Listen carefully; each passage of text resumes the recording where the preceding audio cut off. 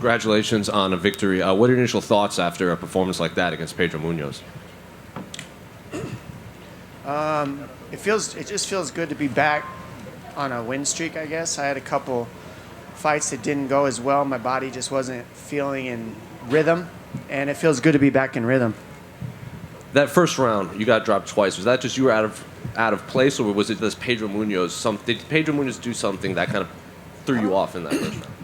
From what I'm hearing from my corner, I hit my head on the ground after or something. I don't know. I haven't seen the fight, so if I'm being honest, I thought I just took him down. So last I know is he's on his back and I'm on top.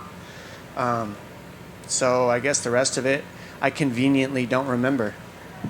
In that second and third round, you kind of picked it back up. You're kind of hitting with a lot of jabs. He was connecting with pretty much air in there. So after that first round, did rounds 2 and 3 go pretty much how you had plans for that whole fight to go? Yeah, I wanted the whole fight to be like rounds 2 and 3. Obviously, I generally have it that way, but I think he also knew that his power and everything that he has is the most dangerous in the first round. So I think his team played a good game plan, is what I'm guessing. He came hard in the first, and he had good timing and good speed in the first, so I had to adjust a little to it. But once I got that timing and that speed, I adjusted well. And I know you said you don't remember or you haven't seen it, but was there a moment where you had to kind of shake off the cobwebs after and kind of get your bearings back after being dropped twice? Like I said, man, I just had him on his back. And then I know you like to fight up. You want to fight in the rings, but Marlon Vera's already tweeted he wants to fight you. Pierre Yan says he wants to see you fight Jose Aldo. Are there any specific names above you? I know you don't really like fighting down, but are there any names above you that you would like to match up with next? Yeah, I mean, I'm not going to say no to an Aldo fight just because, that moves me closer to the title. Aldo's a legend in the sport. I have nothing but respect for all these guys. So I'm trying to go, I'm going up towards the title, and the champ's saying that too, and I'm not going to say no to anything. What I'm going to do is be present instead of in the future where there's absolutely no peace, and I would encourage everybody here to do the same. You have no control over the future, you have no control over the past, so I'm just going to stay right here on my win. One of the things that I remember from being a champion is after you win the belt and you come up with your title, media and everybody's telling you everybody that's going to beat you next or everybody that's next, and it's like we never, as athletes, get to enjoy the present moment, and media doesn't allow it because everybody wants to move to the future. So I'm going to stop you right there and say I'm enjoying tonight. I'm going to have some shots of tequila with my people and my family who suffered with me, and I won this for them. And fuck the future right now. Did you happen to see Sean O'Malley's performance? I saw a piece of it. I was trying to shower up. He's somebody that we need in the sport. He's bringing eyes. He's, Shelby, Dana said it himself, like, they're doing what they can with him to build him. I have respect for him for what he brings to the table, for the fan base he brings to the table. So kudos to him.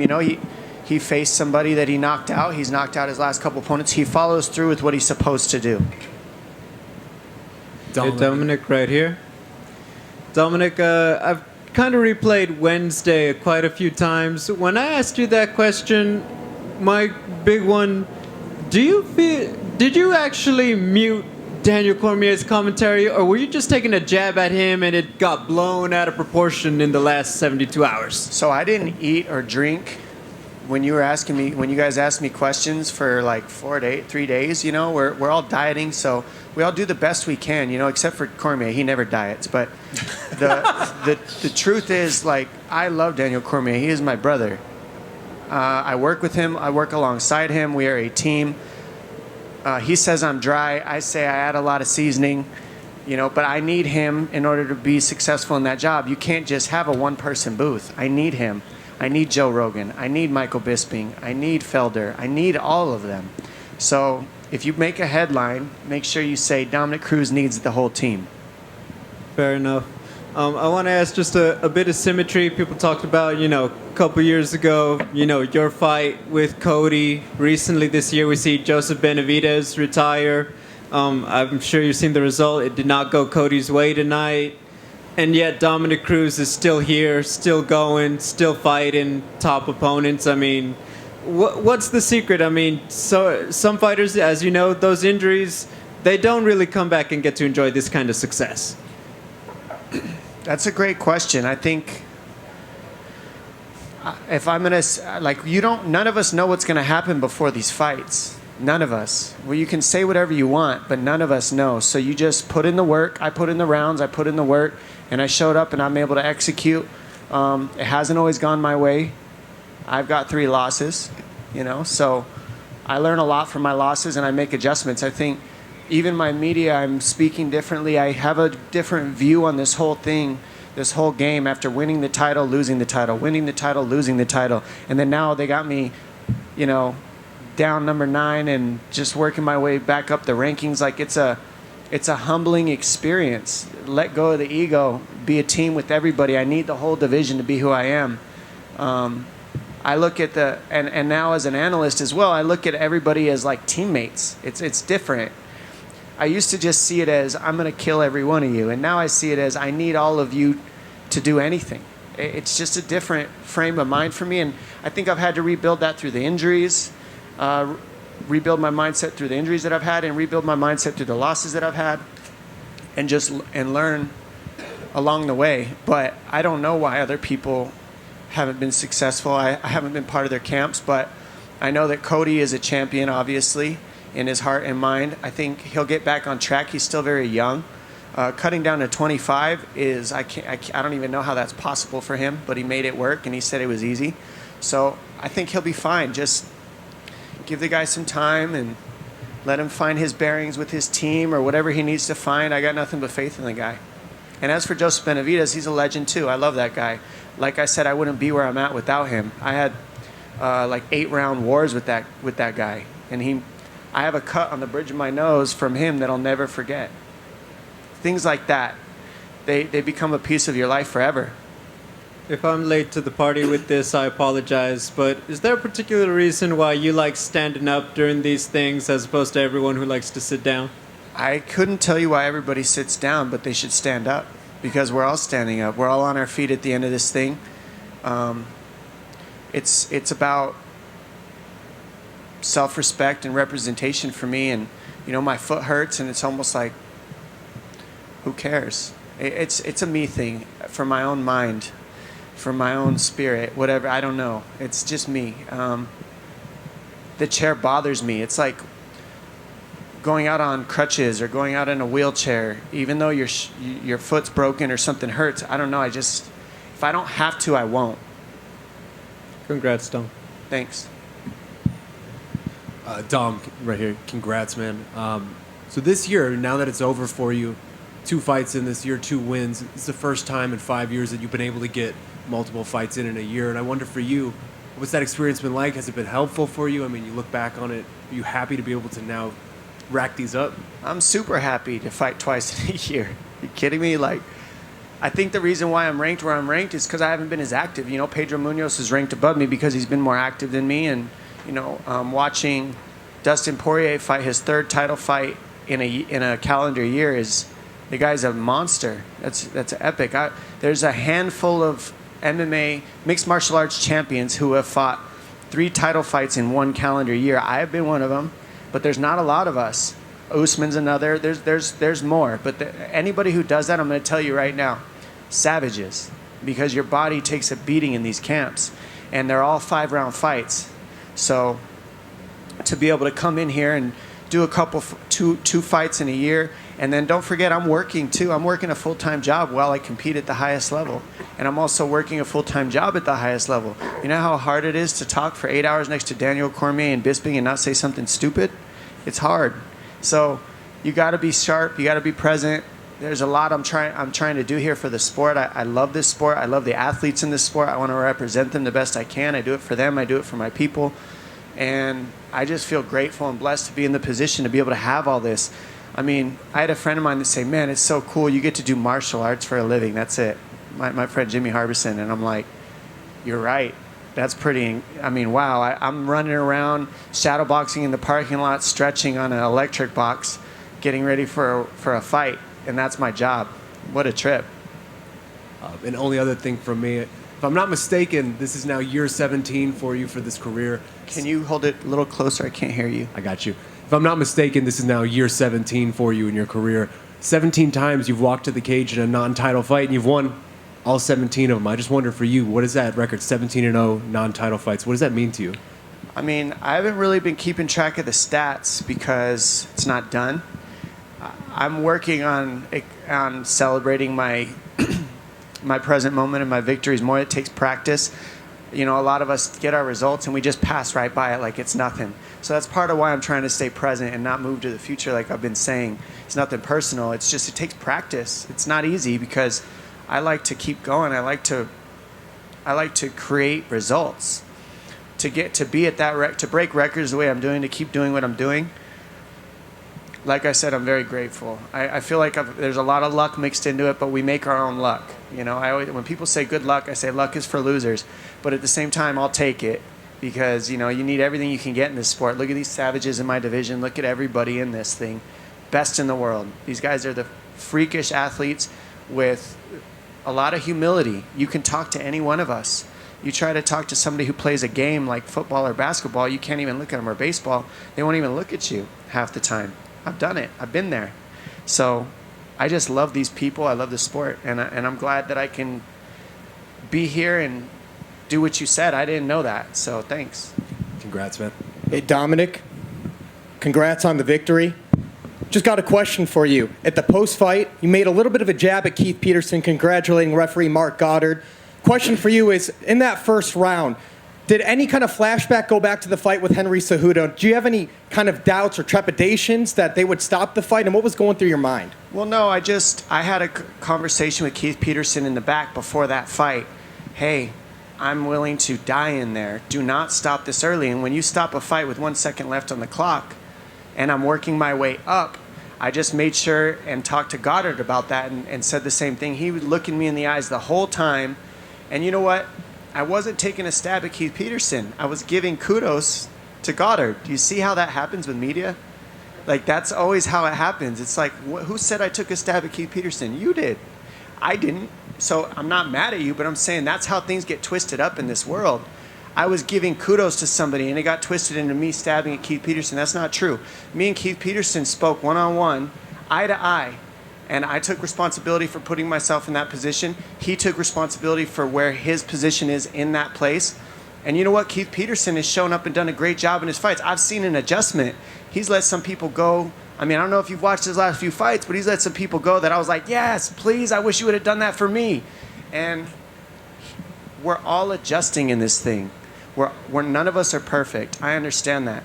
It pisses me off that happened. Because, you know, Cejudo retired, and I can't smash his face in on a rematch. But if the little dork decides to come back, I'm here. Dominick, you just mentioned your foot a little bit earlier. How's just like your plantar fasciitis these days? I mean, you didn't have the tape on. Pedro did. They were mentioning it. But just how are the feet these days? Well, I had to put some insoles in my feet. And anybody who's got plantar fascia tendonitis, it takes time. But if you get some expensive insoles, it really makes a difference. You know, $350 insoles, I put them in every pair of shoes I wear, and over time your feet heal. My feet are completely healed. I mean, I kicked a knee tonight, so my knee's a little sore. But, my foot's a little sore from kicking the knee. But that's normal. I mean, you can kick elbows and your foot's going to be sore. You can kick a head and break your, nothing's broken. It's just swollen and sore. So the feet are money. Feet feel good. Oh, that's good to hear. And were you surprised by his takedown defense in this fight, Pedro? I think with him, I wasn't surprised. He knew what I was going to be trying to mix it up. With that, it's not always about completing the takedown. If you think about it, the takedown attempts set up my striking. And so that allowed me to outstrike him in the end. And it got him kind of freezing a lot, I feel like. So I've said this in commentary, you know, you don't always have to finish these shots. You just got to keep staying active, keep staying on them, and then that pulls the hips back, which opens up uppercuts, hooks, things of that sort. If you don't respect my takedown and pull your hips back, then I'm going to take you down. But if you pull them back, now you've opened up striking. So it's a balance play, and that's what mixed martial arts is. And that's why I've always had weird angles and weird footwork and all this stuff, because we're not fighting like any other sport in the world. If I stay stationary, takedowns are there. If I don't hit angles, kicks are there, knees are there, all this different stuff. So for me, it's just important of being constant everything, constant guessing, constant feints, constant knees, constant kicks, angles, takedowns, boxing, jump knee, everything. It's important to be that, I think. So with that in mind, were you maybe more surprised that he didn't let you take him down? Because he's a great grappler, great submission artist. Yeah, no, I mean, Pedro Munhoz is an OG. Like, I'm not surprised that he didn't let me take him down. It's a pride thing. The dude's got pride.